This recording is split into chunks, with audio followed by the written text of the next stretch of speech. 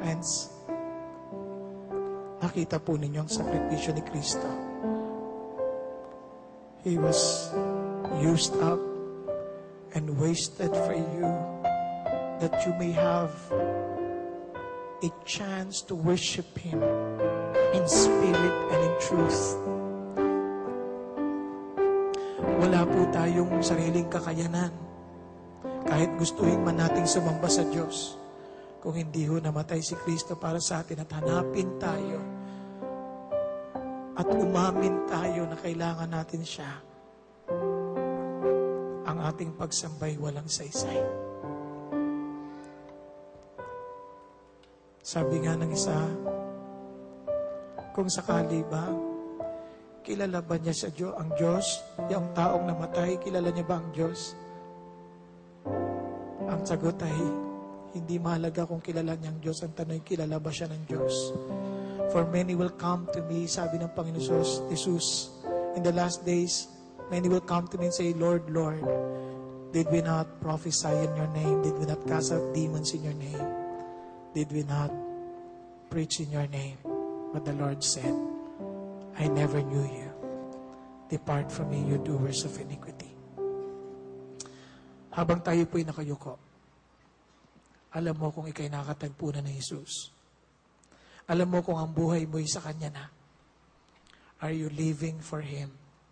Because worship is giving everything that you are before God. Your spirit and in truth.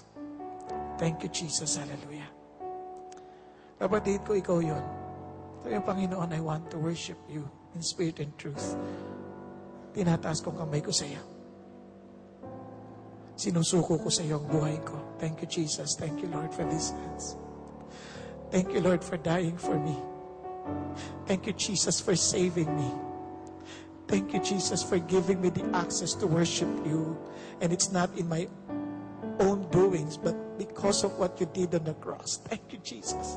Thank you, Lord. Hallelujah. Salamat po, Panginoon. Sa mga nagsitaas, pakisabi sa Panginoong Jesus, kayo po ang aking access sa Diyos. Wala pong ibang paraan kundi sa pagitan ninyo kami makasasamba sa Diyos sa Espiritu at katotohanan. Kung kaya't ako po'y nakikipag-isa sa inyo. Inaamin kong ako'y uhaw. Kailangan ko kayo. Uhaw ako sa maraming bagay. Pilit kong hinahanap sa mga bagay-bagay dito sa lupa. At kayo ang kailangan ko.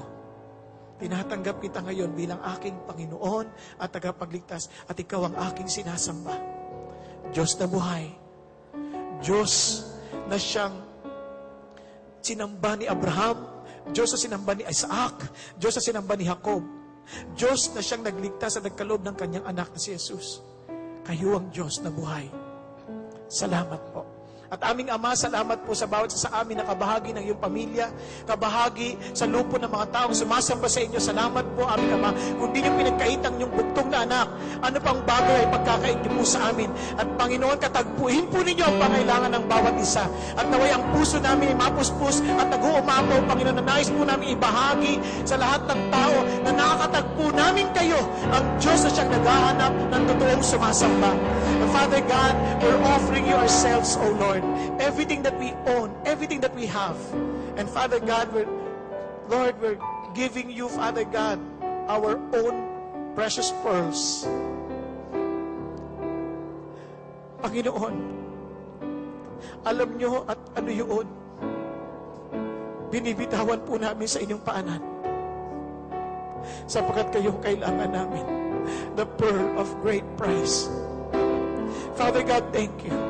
Father God, thank you for receiving our, Lord, pearls na wala pong halaga. Ngunit pinalitan mo ng perlas na walang hanggan ang Panginoong Hesus nang siyang aming tagapagligtas ang Panginoon. Salamat po, salamat po. Sa iyo po namin naalay ang aming papurit pagsamba. Sa ngalan ni Kristo Jesus. Amen, amen, at amen. Hallelujah. Thank you, Jesus. Thank you, Lord.